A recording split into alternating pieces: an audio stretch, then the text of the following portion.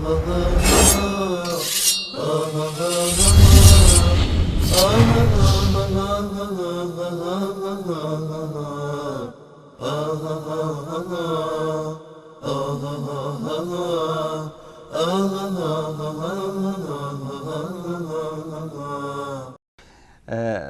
قزوینی شد و کتاب اصول کافی. من یک کلیپی دارم از ایشون خیلی جالبه، دوستان عزیز اگر که لطف کنن اینو نشون بدن. خب بعد از اینکه عمر اسلام آورد اینا بعدا از ترس اینا هجرت کردن رفتن مدینه. خب از ترس کی هجرت کردن رفتن مدینه؟ از ترس کفار. ها؟ از ترس کفار یا از ترس خود عمر؟ از ترس کفار. اگر من روایت بیارم از ترس خود عمر بوده چه؟ من میگم من عالم دین نیستم. اگر عجیبه ها، خیلی عجیبه، خیلی عجیبه ها. بله، در اینجا گفت که مدینه هجرت کردن از ترس عمر. گفت من دلیل میارم از کتابتون. من بارها گفتم هر چی که آخوند جماعت میگه شک بکنین درش. آقا علی بزرگوار شما واقعا آبروی اینو بردید با این تماس. ما از همین تماس شما تقریبا 6-7 تا دروغ گرفتیم از این آخوند. اگر دیدید که در تلویزیون آخوند میگه که بینندگان گرامی الان مثلا ساعت 12 ظهر هست و عوام آفتابی است، هیچ وقت قبول نکنید حرفشو تا که خودتون برید پنجره رو کنار بزنید، پرده رو ببینید که واقعا بیرون آفتابی است، ظهر است یا نه. در اینجا گفت که مردم از ترس عمر به مدینه هجرت کردن. گفت دلیلم از کتابتون نشون میدم. ببینیم که چی دلیل نشون میده این آقای آخوند. عمر اسلام آورد اینا بعدا از ترس اینا هجرت کردن رفتن مدینه. خب از ترس کی هجرت کردن رفتن مدینه؟ از ترس کفار. ها؟ از ترس کفار یا از ترس خود عمر؟ از ترس کفار. اگر من روایت بیارم از ترس خود عمر بوده چه؟ من میگم من عالم دین نیستم. اگر عجیبه ها، خیلی عجیبه، خیلی عجیبه ها. ببین برادر کفار. ها؟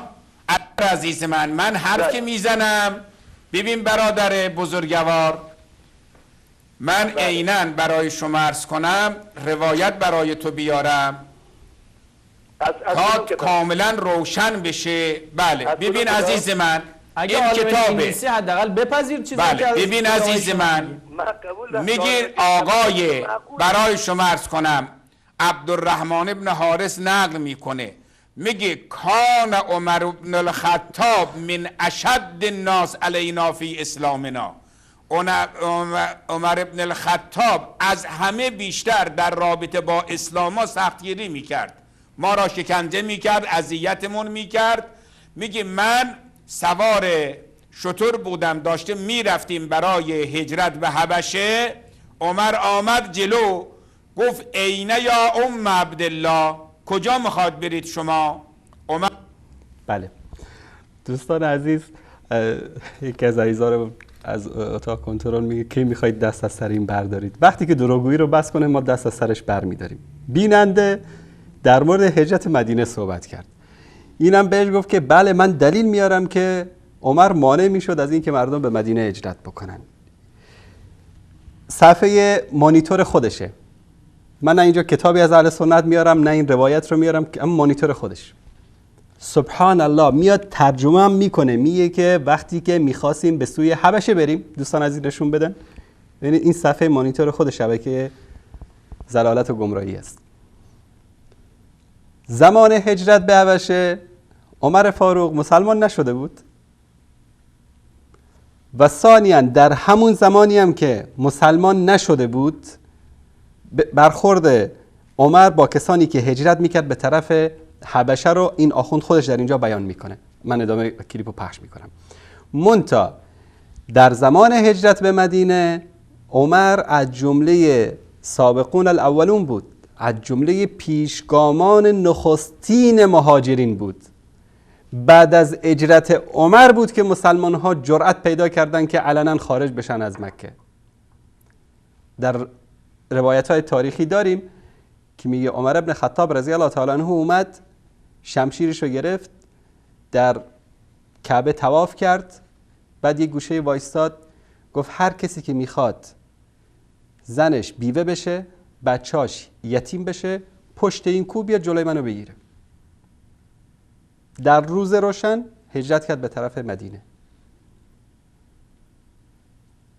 این اینجا میخواد بیاد یعنی بگه که حضرت عمر مانع هجرت به مدینه میشد و سند میاره از مانع هجرت به حبشه و اون سندی هم که میاره ببینید وضعش چطوریه. برای شما عرض کنم همسر آقای برای شما عرض کنم ربیعه لیلا فقلتو میگه این ام عبدالله این زن میگه به عمر گفتم آذیتمونا فی دیننا، به خاطر دینی که قبول کردیم ما را شکنجه کردید شما. فنذهب فی ارض الله حیث لا نعذا فی عبادت الله، داریم هجرت میکنیم تا اونجا به خاطر عبادت خدا اذیت نشیم. ببینید این دیگه معجم کبیر طبرانی جلد 25 صفحه 29. بعد آقای عمر برگشت گفت صاحبکم الله، خدای همراهتون باشه.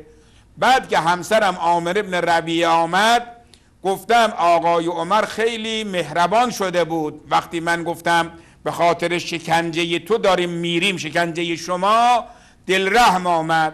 فقالت ترجین ان یسلم، امیدواری که عمر مسلمان بشه. گفتم بله، ظاهرا دید که ما داریم از شکنجه اونا هجرت میکنیم دل رحم. فقال والله لا یسلم حتی یسلم حمار الخطاب. این دیگه من عوض میخوام، چون در این سریال عمر فاروق اینم به در تتراژ برنامه قرار داده بودن.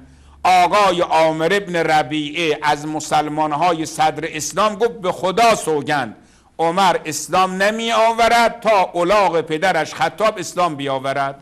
معجم کبیر طبرانی جلد 5 صفحه 29 و بیهقی نقل کرده دلائل نبوت جلد 2 صفحه 222، ابن اسیر در کامل جلد اول صفحه 602. بله.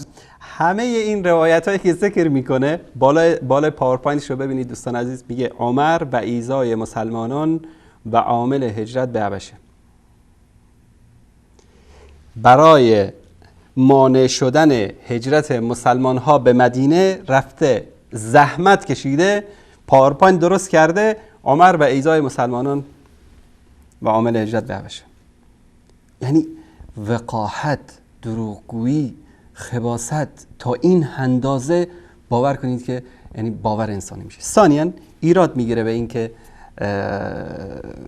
گفته اون صحابی که عمر ایمان نمیاره تا اینکه الاغ خطاب یعنی الاغ پدر عمر ایمان بیاره.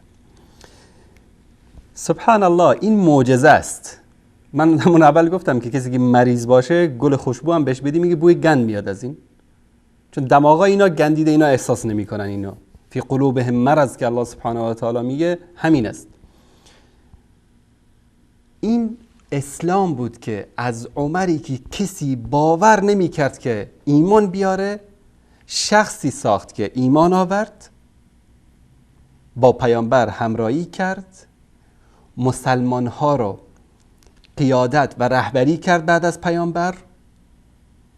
و وقتی که سفیر روم اومده بود مدینه گفت که پادشاه مسلمان ها کجاست، من نامه براش آوردم، عمر ابن خطاب زیر درخت خوابیده بود، نه بادیگاردی داشت، نه نگهبانی داشت، نه دربانی داشت، نه قصری داشت. بیان کسایی که به صحابه بعد میگن نشون بدن که قصر ابوبکر و عمر و عثمان و علی و طلحه و زبیر و اینا کجا بوده. در کمتر از 23 سال جهان را پر از عدل و داد کردن. این معجزه اسلام است که کسی باورش نمیشد که عمر ایمان بیاره، اما عمر ایمان آورد. اما اینا که منکر قرآنن، منکر اسلامن، کی باورشون میشه این چیزا؟ چرا؟ پیامبر صلی الله علیه و آله میرفت که ابو طالب رو مسلمان بکنه. الله سبحانه و تعالی گفت انک لا تهدی من احببت، ای محمد، ای حبیب من، کسی رو که تو دوست داری نمیتونه هدایتش بکنی. ان الله یهدی من یشاء، الله است که کسی رو که بخواد هدایت میکنه. الله سبحانه و تعالی از قوم بیابانگردی که فرزندان خودشون رو زنده به گور میکردند نسلی رو ساخت که اومدن قبل از اینکه شهرها رو فتح بکنن، قبل از اینکه وارد شهرها بشن، مردم با شنیدن آوازه عدل و دادشون مسلمان می شدن.